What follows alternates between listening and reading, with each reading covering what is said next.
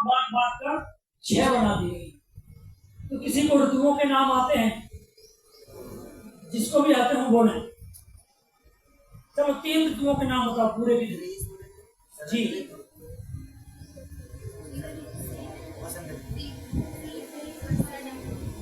3 मुख्य ऋतुओं के नाम बताइए आप।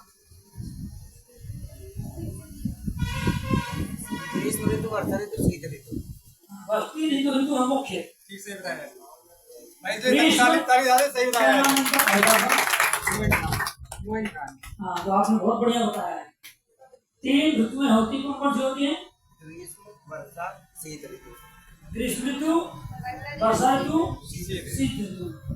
और अपने देश में हर प्रकार की जलवायु आपको देखने सुनने को मिल जाता है।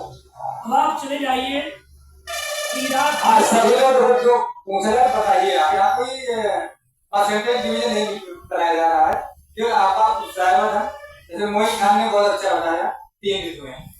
अभी आप ईरान इराक चले जाइए, वहाँ कहीं किसी देश में मक्का मदीना है, अभी कुछ लोग गए थे वहाँ पर, तो कहते इतनी गर्मी वहाँ पड़ी कि लोग गर्मी से मारे।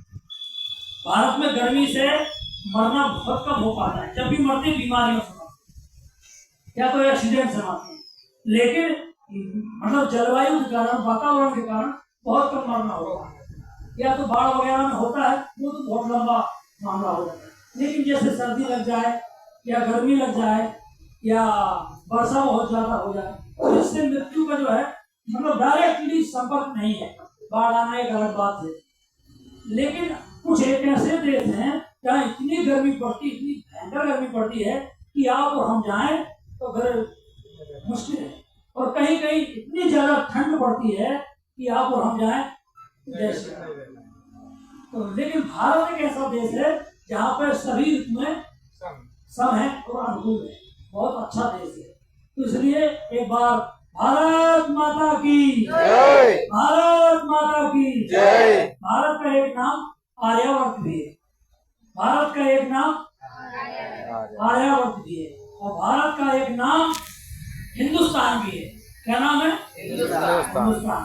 पहले जब अकबर वगैरह भारत में राज करते थे, भी कहानी उन्होंने बताई भाई साहब ने, आचार्य जी ने, तो उस समय जो है हिंदुस्तान नाम ही चलता था ज्यादा। क्या नाम चलता था? हिंदुस्तान। और जब से मतलब देश अंग्रेजों के सिस्टम में आया, तब से क्या नाम पड़ा? इंडिया। इंडिया नाम पड़ा। नहीं, उसके पहले जब मुस्लिमों का राज था भारत पर, तो क्या था? हिंदुस्तान। और उसके पहले क्या था? आर्यावर्त। आर्यावर्ते भारतखंडे।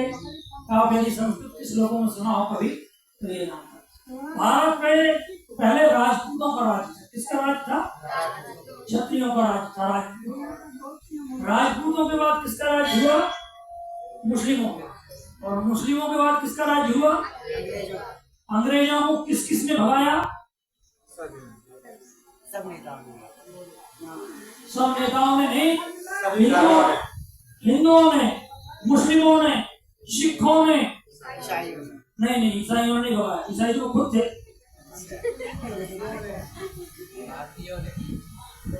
वैसे तो वो अलग बात है, आप कह रहे हैं भारतीय हैं, बिल्कुल सत्य है, लेकिन धर्म के आधार पर हम बता रहे हैं, क्योंकि इसको भी जानना चाहिए।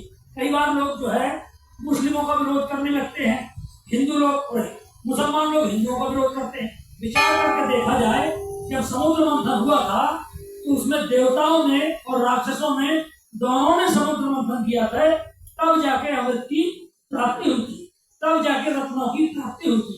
इसी तरीके से भारत को आजाद कराने में केवल हिंदुओं का हाथ नहीं है, भारत को आजाद कराने में मुस्लिमों का भी हाथ, सिखों का भी हाथ, जैनों का भी हाथ, हाँ, और कुछ ईसाइयों का भी हाथ, क्योंकि ईसाइयों में भी सभी खराब नहीं होते, लेकिन अधिकतर वो इंग्लैंड से आए थे, ईसाई कंट्री से आए थे, इसलिए ईसाइयों का हाथ कहना थोड़ा सा नासमझी समझ में आता है।